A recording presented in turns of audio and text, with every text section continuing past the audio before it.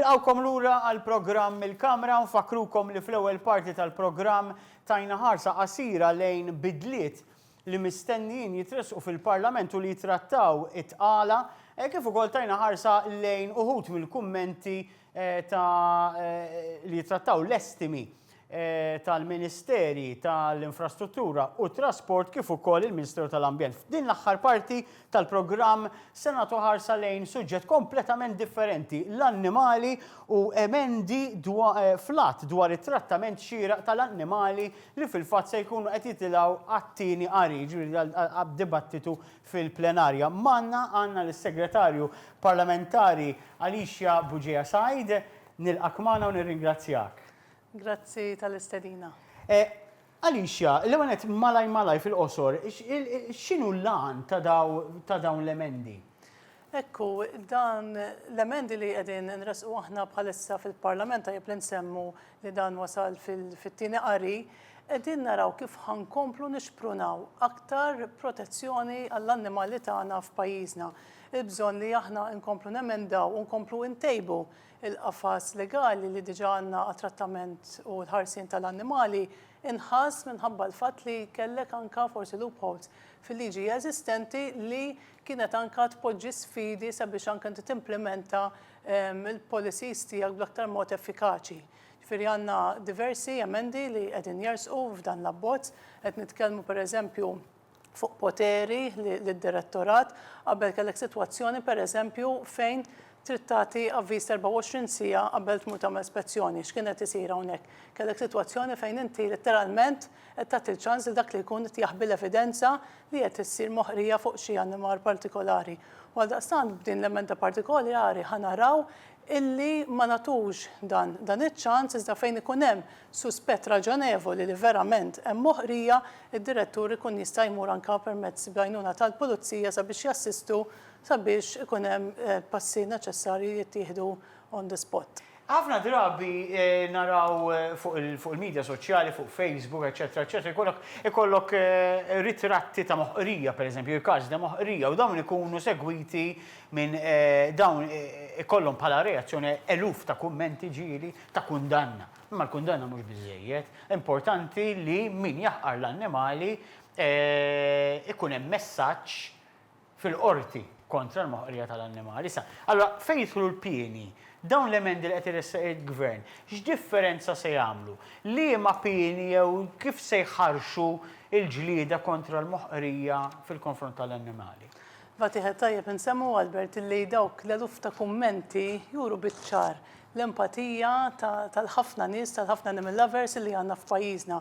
Aħna bħala poplu nħobbu l-annimali u għaldaqstant meta inti jkollok is-social media mifqob dawn it-tip ta' kummenti juru biċ-ċar kemm aħna bħala gvern għandna bżonn inkomplu nemendaw il-qafas legali fejn tidħol il-protezzjoni u l-ħarsien u trattament xieraq tal-annimali u għaldaqstant anke fejn qed naraw il-pieni qed naraw illi persuna illi jikkommetti moħqrija dan jista' jeħelsa anke 3 snin priġunerija u għandek multi li jibdew minn 3,000 euro jistgħu jibqgħu tilejn sa 60,000 euro għall-ewwel darba li persuna jinstab ħatja u mat-tieni darba dawn jistgħu jitilgħu anke sa 80,000 euro.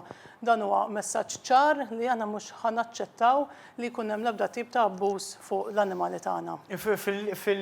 Fil-liġi kif emendata hemm ukoll illi l-qorti tista' twaqqaf persuna milli fil-fatt iżżomm annimali għal perjodu ta' żmien jew għal ħajjita. Din hija xi ħaġa ġdida wkoll? Ekku eżatt, permezz ta' dawn l-emendi ħajkun hemm iċ-ċans li l-qorti tagħti digriet li sakemm jitlestew il-proċeduri tal-qorti il-persuna li jista' jkun tinsab ħatja ma jkunx jista' jżomm aktar annimali tul dak il-perjodu, però mbagħad ovvjament jekk jinstab ħati il-persuna imma qegħdin nitkellmu wkoll fuq li jista' jkun prohibited mill-projbit milli iżomm annimali għal-omru kollu. Ma dan, infatti, ma din l-emenda żidna il-reġistru ta' dawk il-persuni li jinstabu ħatja. Ħajkun qed jinżamm reġistru, qiegħed jinżamm il-kummissarju għall-ħarsien tal-annimali fejn il-persuni li jinstabu ħatja mill-qorti li jkunu għamlu xi tip ta' abbuż jew ta' moħqrija se jkunu imniżlin u dawn imbagħad hawnhekk ma jkunux jistgħu ikollhom aċċess biex irabbu aktar annimali.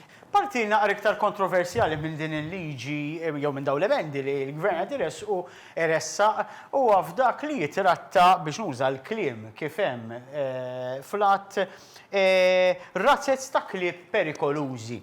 Issa, il-lat kif inhu sa issa għax tajjeb ngħidu qed fit-tieni qari huwa hemm iċ-ċans li jiġi emendat fit-tielet stadju.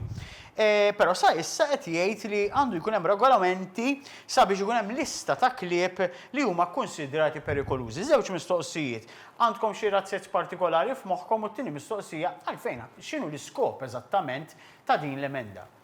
Mela, din l-emenda propju bbażata fuq anke liġi tal-Ingilterra, il-Dangerous Dogs Act. Minn hawnhekk aħna rridu naraw li jkun hemm il-protezzjoni u s-saħħa tal-pubbliku. Għandek sitwazzjoni fejn għandek huwa stat ta' fatt li għandek numru ta' klieb li huma aktar aggressivi minn oħrajn. Tajjeb li ngħidu li ħedan qiegħed fi stat ta' diskussjoni, aħna bħala gvern nemmnu fil-bżonn ta' dialogu, nemmnu fil-bżonn li anke nikkonsultaw mal stakeholders differenti, ġifieri hawnhekk aħna qabel ma ħanippruvaw nipproponu xi tip ta' lista, aħna ħanagħmlu konsultazzjoni neċessarja mal-Kummissarju tal-Annimali, ħanitkellmu anke mal-Kunsill tal-Animal Welfare, kif ukoll ma' stakeholders oħrajn, il-breeders innifieshom, stakeholders, ġifieri hawnhekk qegħdin nitkellmu fuq il-bżonn illi nipproteġu il-breed ta' dawk it-tip ta' klieb, imma fl-istess jien nipproteġu wkoll is-saħħa pubblika. Is-serraħ rasax forsi jkun qed xi ħadd qed jara dan il-programm u forsi għandu wieħed minn dawn ir-razzes ta' klieb bħala pett illi huma ikkunsidrati forsi ftit iktar aggressivi għalkemm tajjeb li nagħmluha ċara li dan ma jfissirx li infatti bħalissa anke għaddejja diskussjoni. Forsi qed jaraw dal-programm u jibżgħu jgħidu ħateħdunna il-klib. Le, far from it. Anzi, bħalissa infatti anke jekk wieħed iħares lejn id-diskussjoni fl-Ingilterra fuq dan l-aspett, għandek il-laqda tal-veterinari Ingliżi qed jgħidu isma' il-kelma dangerous forsi m'għandix tintuża minħabba l-fatt li you cannot judge a book by its cover. Ġifieri dan mhux għax ikun ta' ċertu breed bil-fors ħajkun aggressiv. Allura hawnhekk qed inħarsu wkoll impoġġu iktar responsabilità fuq is-sit tal-kelb li meta anke jkun fil-pubbliku jekk jaf li għandu kelb kbir u li forsi jista' jkun aggressiv fil-preżenza tan-nies, dan jieħu l-prekawzjonijiet neċessarja sabiex anke ma jkun hemm l-ebda tip ta' inċident. Tajjeb, f'dawn l-emendi wkoll intom qed iddaħħlu parti li titratta l-bestjalità. Issa din tal-bestjalità qabel fil-fatt qabel l-elezzjoni f'pakkett ta' riformi għall protezzjoni tal-minuri kienet diġà iddaħlet fil-liġi. Iġifieri din hija repetizzjoni ta' dak li diġà hemm fil-liġi, hija riflessjoni ta' dak li hemm, hija estensjoni. Mela, kif qed tajjeb inti Albert, din l-emenda kienet saret fl-2021 minħabba li kien hemm numru ta' inċidenti f'dan l-aspett u anke meta tresqu l-qorti ma seta' jsir xejn minħabba li ma kien hemm xejn fil-liġi. Però mbagħad la darba daħlet innotajna illi kien hemm missing gap, il-fatt illi l-liġi tgħid li inti ma tista' tuża l-ebda oġġett fuq annimal għajmet xkiel fuq anka l-użu ta' oġġetti biex isir dak li jissejjaħ artificial insemination. Inti r-raħala pereżempju meta jkunu jridu jagħmlu il-baqar, dawn jużaw artificial insemination procedure illi tuża għodot speċjalizzati sabiex iwettqu dan il-proċess. Kif inni qiegħda preżentament il-liġi ma jistax isir dan it-tip ta' xogħol. Għal daqstant qegħdin naraw li b'din l-emenda nkunu nistgħu nikkorreġu din il-proposta. Għandek ftit sekondi biss iżda, tista' semmi li tliet affarijiet, jiġri apparti dan lat, tliet affarijiet li qegħdin quddiem il-Parlament jew se jitresqu kemm issemmihom biss iżda mbagħad niddiskutuhom darb'oħra. Li qegħdin jew se jkunu quddiem il-Parlament u li jitrattaw propju s-segretarjat parlamentari tiegħek.